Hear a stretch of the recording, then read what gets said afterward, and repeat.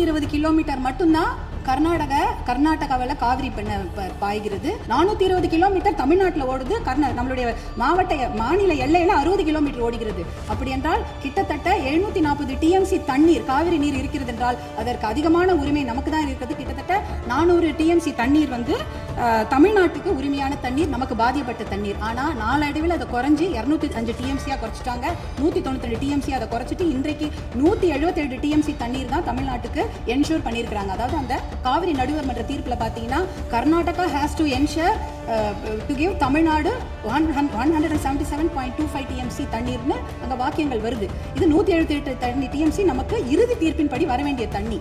ஆனால் என்ன பார்த்தீங்கன்னா நம்ம கடைமடை மாநிலம், கர்நாடக அரசு முதல்மடை மாநிலமாக இருக்கின்றது. சுப்ரீம் கோர்ட் உச்சநீதிமன்ற தீர்ப்பின்படி கடைமடை மாநிலத்தின் அனுமதி இல்லாமல் எந்த ஒரு கட்டுமான பணியும் எந்த ஆற்றுப்படுகையிலும் கட்டக்கூடாது. குறிப்பாக காவிரி நதி நீர் மேல கட்டக்கூடாது.